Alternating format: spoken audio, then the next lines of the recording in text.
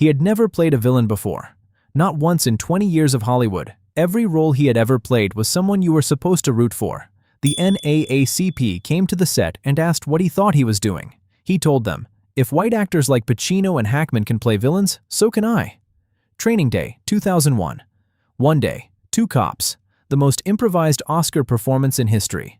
16 facts. Stay for the last one, because the number between Denzel Washington and the man who came before him says everything about Hollywood that nobody wanted to say out loud. Fact 1. David Ayer wrote the screenplay in 1995. Warner Brothers wasn't interested. Then, the LAPD's Rampart scandal proved every word of it was real. Ayer grew up in South Central Los Angeles, in the same neighborhoods depicted in the film. He wrote from personal observation, not research. When Officer Rafael Perez was caught in 1998 stealing cocaine from an evidence locker implicating dozens of fellow officers, Warner Brothers called back. The script hadn't aged, it had just been validated. Fact 2. Tobey Maguire rode with undercover narcotics officers for 2 months, gained weight for the role, was dropped when Ethan Hawke's schedule opened up. Maguire wasn't the only one who lost the role. Eminem was offered Jake, turned it down because he was preparing for 8 Mile. Paul Walker, Freddie Prinze Jr., Ryan Philippe, and Scott Speedman all auditioned. Hawke was Fuqua's first choice from the start. It just took a while for everyone else to clear out of the way. Fact 3. The original cast: Samuel L. Jackson as Alonzo, Matt Damon as Jake, Davis Guggenheim directing. Then Denzel Washington read the script. Washington was so clear about his vision for the character that he personally requested Guggenheim be replaced with Antoine Fuqua. Jackson, Damon, and their director were out. The film we know began the moment Washington decided he wanted it.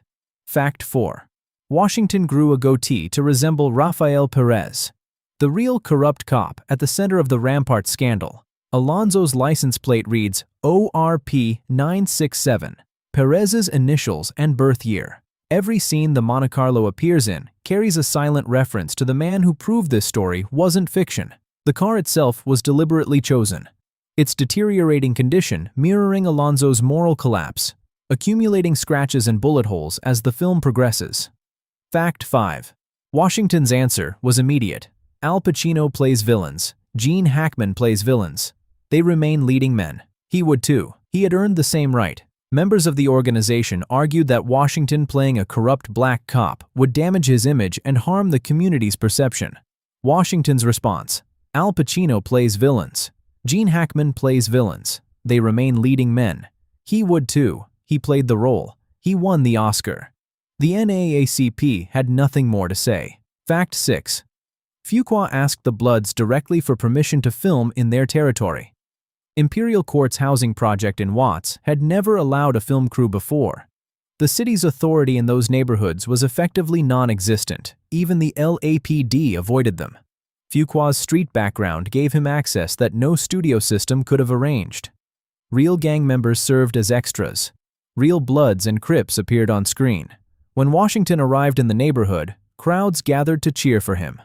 Fact 7. Fuqua secretly gave the gang extras different instructions from Ethan Hawke before filming the poker scene. Hawke's discomfort is not acting. The unpredictable behavior of the other actors in the scene, the improvised lines, the shifts in energy, was entirely unknown to Hawke. What the camera captured was genuine unease. Fuqua understood that real tension requires real uncertainty. He manufactured it at Hawke's expense. Fact 8. Snoop Dogg arrived for his role as a wheelchair-bound drug dealer. 200 people screamed his name. Production nearly shut down. Fuqua said he never had to wait for Snoop. He was always on time. The crowd was another matter. Terry Crews appears near the end of the film in a blink-and-miss-it cameo, years before anyone knew his name. The actor playing gang member Sniper, Raymond Cruz, would later play Tuco Salamanca in Breaking Bad, a script that waited 3 years for reality to catch up. Jackson, Damon, Maguire, Eminem, all almost there. The NAACP on set. Real gang members as extras. Snoop Dogg causing a near shutdown. Up to here, how it got made. From here, what happened when the cameras rolled. Fact 9. King Kong Ain't Got Shit on Me was not in the script. The scene was also slightly out of focus. Fuqua considered cutting it. Washington improvised the entire rant during the film's climactic confrontation.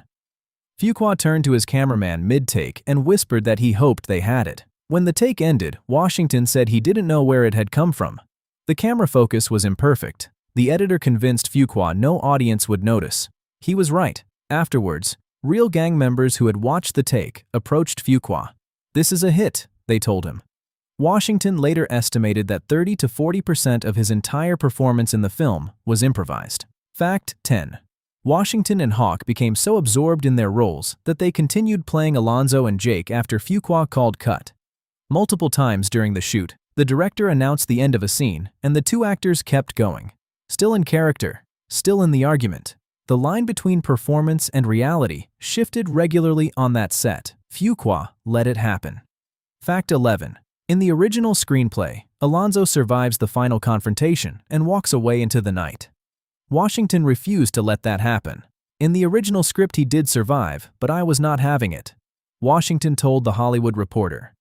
He understood the moral architecture of the film required Alonzo's death. The screenplay followed his lead. The man playing the villain decided how the villain ended. Fact 12. Washington suggested Macy Gray for the role of the drug dealer's wife, a casting call that came entirely from him, not the studio. Gray researched the part by walking through the neighborhood in a wig and gold tooth so nobody would recognize her. Gray was at the peak of her music career after I Try. She had no film experience. Washington spotted something in her and made the call. The Grammy winner spent her prep time in disguise in South Central Los Angeles. The role became her acting debut. Fact 13. There is a phone call in the film that most viewers miss entirely on first watch. After Alonzo kills Roger, he tells someone on the other end, "Make sure that bathtub is clean." Later in the film, Jake is nearly killed in a bathtub at Smiley's house. Alonzo was giving the order in that call. The script contains it as foreshadowing so subtle that it functions differently on every rewatch. David Ayer placed it there deliberately. Fact 14. The film was originally scheduled for September 21, 2001. 10 days before release, the September 11th attacks changed everything. Warner Brothers pushed it to October 5th. Warner Brothers also moved it out of deference to the cultural moment. A film about police corruption was difficult to release when trust in first responders was at an all-time high. Training Day opened at number 1 anyway, earning over $22 million in its first weekend. Fact 15. Before shooting began, Ethan Hawke told close friends, "If I do my job right, Denzel Washington will win the Academy Award for this." He described his role as a Jason Kidd job, throwing passes so someone else could score. He auditioned. He was told he had darkness behind his eyes that Fuqua needed. He was right about the Oscar. Fuqua later recalled telling Hawke mid-shoot during one of their car scenes, "You get this right, Ethan, and you're gonna get nominated." Both predictions came true. Washington has since said that Alonzo Harris is his personal favorite role, the one he had the most fun playing. Fact 16. Denzel Washington's Best Actor Oscar made him the second black man to win the award.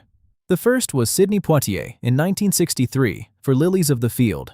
The gap between them was 38 years. Washington won for the role the NAACP had asked him not to play. He won for a villain. He won for the performance the organization had come to his set to prevent. 38 years, 1 award, 2 men. Bonus fact. It's not what you know, it's what you can prove. David Ayer wrote that line in 1995. The Rampart scandal proved he was right in 1998. Washington proved it again in 2002. King Kong ain't got shit on me.